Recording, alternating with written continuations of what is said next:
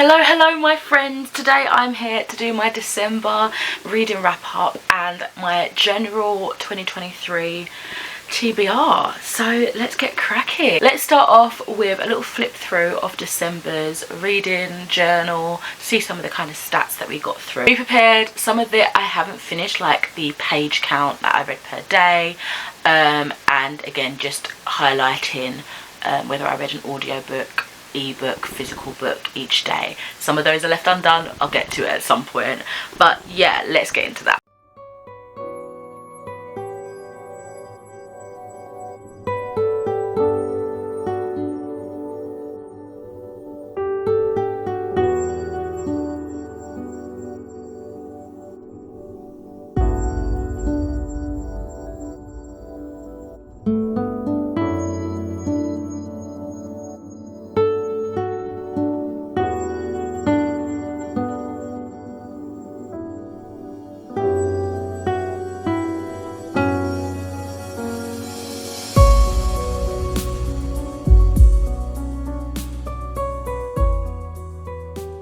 So I read, I think, a total of 11 books in December. You won't really see that reflected in my physical reads because I read a lot of audio books.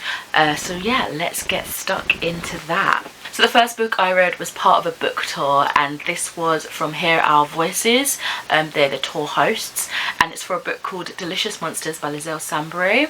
And I won't talk too much about this one just because I've got a full dedicated video coming out in a couple of weeks.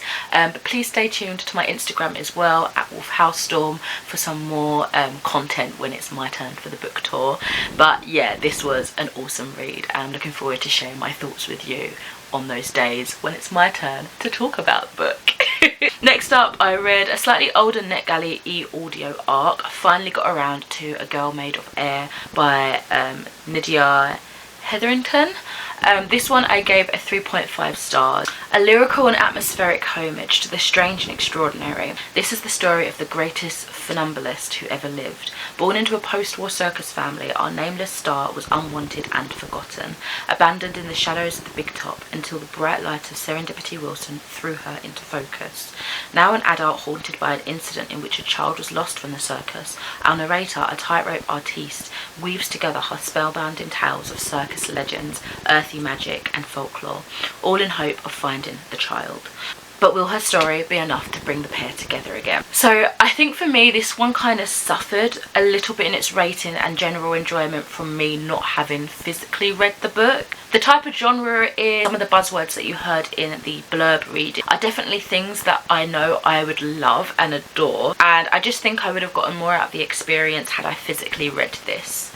It kind of suffered from me drifting in and out of focus, unfortunately. But I think a reread physically would definitely improve the result overall, but still 3.5 stars is a good rating for me. I definitely enjoyed it. I just think I need to sit down and give it a physical read at a later date potentially. The next book I read was for another of the Hear Our Voices book tour, so please stay tuned to any of my social medias, which are always linked in the description, for when it's my time to talk about this book. But this is You So Black by Teresa the Songbird, illustrated by London Lad. Once again, I'm excited to share my thoughts with you in the other content on other social media when it's my time. Okay, my first physical finish of December was The Sandman Volume 5, A Game of You by Neil Gaiman, and various artists, colorists, wordists, everybody else who contributed in some way, and the foreword written, as this is the 30th anniversary edition. So this is another of a collection of the various storylines in the Sandman universe. Take an apartment house, add in a drag queen, a lesbian couple, some talking animals, a talking severed head, a confused heroine, and the deadly cuckoo. Stir vigorously with a hurricane and Morpheus himself, and you get this 5th installment of the Sandman series. This story stars Barbie, who first makes an appearance in the doll's house and now finds herself a princess in a vivid dream world. It collects issues 32 through to 37. I gave this one a 5 out of 5 stars. It had so much depth with thought-provoking topics, for example gender, identity, sexuality. Although some of the ways it went about it felt a little bit dated, I feel like it had some solid points to bring to the conversation. I grew quickly attached to Maisie the little old lady and Wanda, even though they weren't really the stars of the show. I feel like their reoccurrence within the storylines and various narrations were definitely justified, and I really enjoyed my time with them. I preferably love when they focus the bulk of the story in the dream world. I just feel like so much more can be done without any rhyme or reason, really, although Neil Gaiman definitely weaves together some fantastical stories that sometimes do make logical sense in a way or have some deeper meaning. I just love the creativity that can come from being in the dream world, and this collection of the issues definitely focused a lot of the time in that realm, which, as I say, I love. I wasn't expecting to feel so sorrowful though with some of the storylines that we did follow. It was definitely an emotional roller coaster, and that was reflected in the 5-star read. I loved reading this collection of stories. Next up, I listened to the audio copy of The Spook's Destiny by Joseph Delaney. This one was narrated by Thomas Judd, and it's like the 8th book in the Wardstone Chronicles, also known as The Last Apprentice. It's got quite a lot of different titles, so it's sometimes confusing to find out which book is next in the series. I think they've also had a lot of republication, title changes, cover changes, so it gets a little bit confusing, but I tend to just focus on the title, The Wardstone Chronicles, and that sort of gives me what I'm looking for. So I won't talk too much about this, but I pretty much all throughout well, the majority of 2022 I was reading roughly one a month, so definitely look through those earlier wrap-ups if you're interested. But I do also have, I think, standard reviews, like single reviews, sorry, of each book from 1 to 3 that I used to do on my channel when I first started this series. I think it was like back in 2014, so I'll link the first one here for you because I'm pretty sure I talk about the overall synopsis and the direction of this storyline. I don't really want to spoil the intricacies of this particular plot, but just generally I gave this a 4 out of 5 stars. I listened to it in one sitting. It was so gripping. There was non-stop action, but I felt like I couldn't catch a breath sometimes, which I would have appreciated. Just a little mellow moment where I could be like, huh, okay, let's recalibrate and continue on. It was just kind of boom, boom, boom, boom, boom, lots of action going constantly. Definitely felt like it was a pivotal turn in the overarching storyline, because a lot of what has been built up in the earlier books 1 through 7 came to a head, but it is by no means completed. There's definitely scope for more, and I'm really looking forward to seeing how the narration turns and twists for the rest of the story. The next read was a free-to-read Audible story. This one was called Doppelganger by David Starler Jr. and it was read by Brad Raimondo. So Doppelganger is an interesting one, and again, it was just a random one I saw on Audible free, so I was like, let's give it a go. So, raised in a cabin in the middle of nowhere by a mother who despises him, the doppelganger has left home at last. He's making his way toward human society. He's coming to do what every member of his monster race must: find an unsuspecting human and make his first kill. He will then take that shape and identity for himself. Doppelgangers are not supposed to have doubts, but this one does. His mother was right. He's weak, too human maybe, but even that can't stop him from killing. He has to do it. It's who he is. It's only after stepping into the life of a small-town teenager that the doppelganger learns that his may not be the only cruel existence. In fact, maybe monsters aren't always who we think they are. I ended up giving this story a 3.5 stars.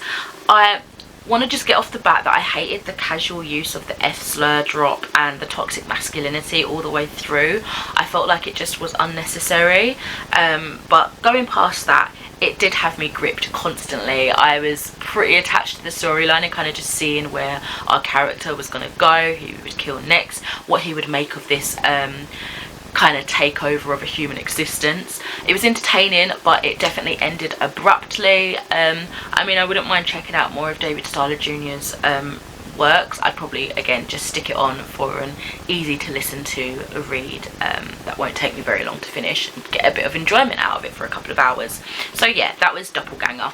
Next up, I read this really cute story, perfect for God of War fans. This is God of War, B is for Boy, an illustrated storybook by Andrea Robinson, illustrated by Romina Tempest. So this one was actually gifted for one of the nephews of my other half, and we warned them that it did definitely have some choice words, you know, he's only a young kid, but his dad is quite, I think, God of War fan, so it was perfect for him really, and then maybe for the child when he's a little bit older. But it's basically going through your ABCs with illustrations from, you know, inspired by God of War, using the characters to kind of teach these lessons, rhyming, poetry. But yeah, it's a bit brutal. If you know the God of War franchise, you know that it's dark. There's a lot of betrayal, murders, awful things happening, but it is super entertaining. I really like the concept of this book. As I say, it's a bit too graphic for kids, but it was kind of sort of for the kid and the dad, mainly for the dad. But yeah, again, great for God of War lovers.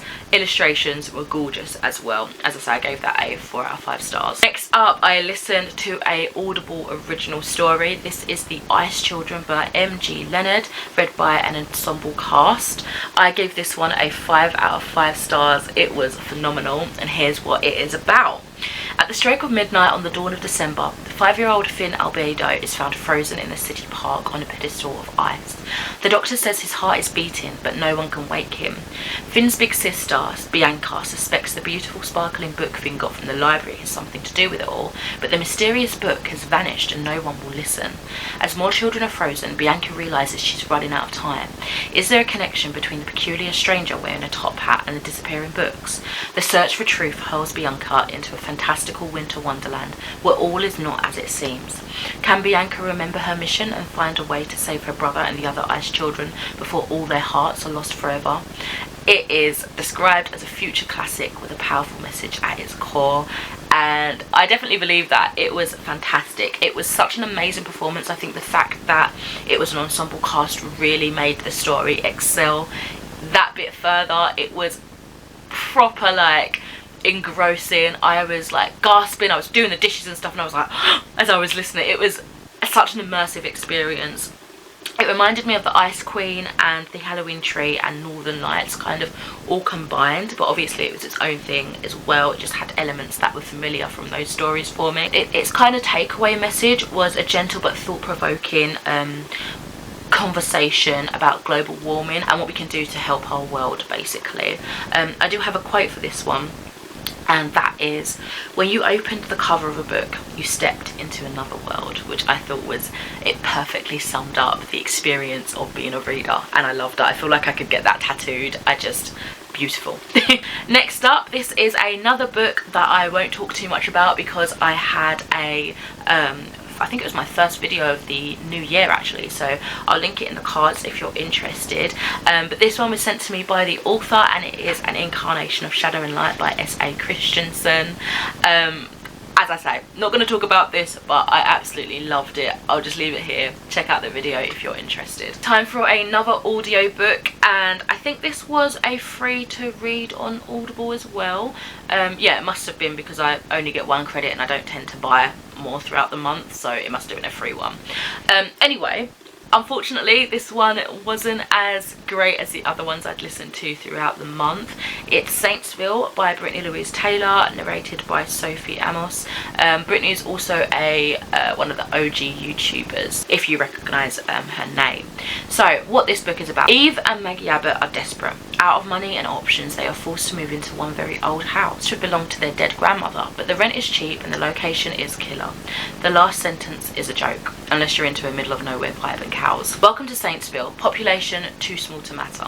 Poor girls. Their parents died 4 years prior, and Eve has been raising Maggie ever since. Correction. Trying to raise her, but failing miserably.